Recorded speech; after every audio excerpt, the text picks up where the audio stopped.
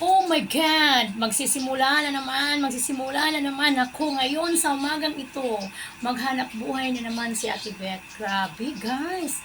Wala na tayong ibang iniisip sa araw-araw sa ating buhay kundi maghahanap buhay para lang natin makamit kung ano man yung mga ambisyon o ano man yung mga pangailangan sa ating pamilya. Kaya guys, good morning! Good morning sa inyong lahat. At bago ang lahat, magpapasalamat muna ako sa mga lahat na nag-subscribe ng aking YouTube channel. Thank you very much sa inyo. And good morning. Ayan na. Simula na naman. Heto na naman. Fish. Sinalyasi. Ang mahal ngayon ng isda. Kaya kung ano yung isda nga can afford, yun na lang ating bibilihin. Kasi yung ating mga customers is mga masa. Hindi naman mga riches. Ngayon, ito yung pangmasang ulam. Worth 20 pesos lang ang ating order. 3 piraso or 4 pieces ay 20 pesos. Kaya ito yung lagi kong binibili kasi parang yung lahat ng taong masa na kayang bumili at kumain sa murang halaga ay makakain sa aking karinderya. Kaya guys, pasalamat ako kahit paano ikaw lang ang may responsibilidad na mamili kung ano ang dapat mong bilhin na mga pagkaing masa para makakan-afford ng mga taong nangailangan ng konting halaga at makakain at mabubusog sila. Kaya guys, eto, papaksiwin ko na ito. Parang, puro paksiw na lang.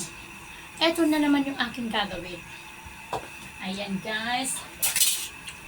Lagyan natin konting magic sarap. At Ajinomoto.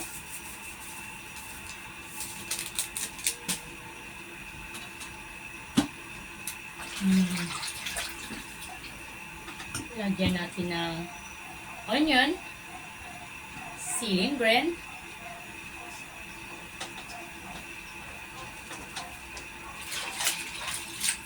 at luya. Lahat ng ito ihahalo and then saka natin babalutin na naman. Puro na lang tayo guys, balot-balot. Araw-araw mayroon talaga tayong ulam na binabalot. Kasi kapag hindi ka magtitinda ng balot-balot na paksiw na ganun, laging hinahanap ng mga customers ko. Nasanayan na po kasi nila sa loob ng 24 na taon na pagtitinda ko sa mga maliliit na isda na ginagawa ko ng paksiw, ay hanggang ngayon ay nasanayan na nila. Hindi na maalis ng kanilang isipan yun. Lagi na nilang hinahanap yun. Masarap na, mura pa. Masustansya pa. Maganda pa tindera. Ha! Oops! Walang kokorap. Joke lang. Ganyan talaga ang buhay. Minsan, magpatawa tayo. Hindi lahat seryoso. Minsan, kahit na hindi natin ginagawa natin. Alam mo, dagdag kaalaman din ito. Yes. Ayan ha. Ito na, halo-haloin na natin to.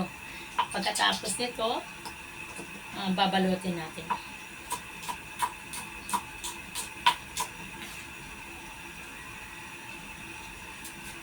Ayan.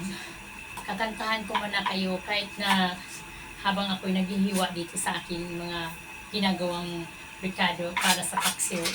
Kakanta muna ako kahit wala sa lyrics, wala sa tuno, wala sa wording, basta lang kanta lang. Pagkasiyahan lang. Ibig sabihin, maging masaya lang tayo sa lahat ng oras. Huwag tayong dibdibin yung kung ano mga problemang mayroon tayo. Kaya, kantahan ko kayo ha. Kantang Tinabukid. Kung ikaw inday, mangitag pamanhunon, siguro abaya inday, ang bulanon.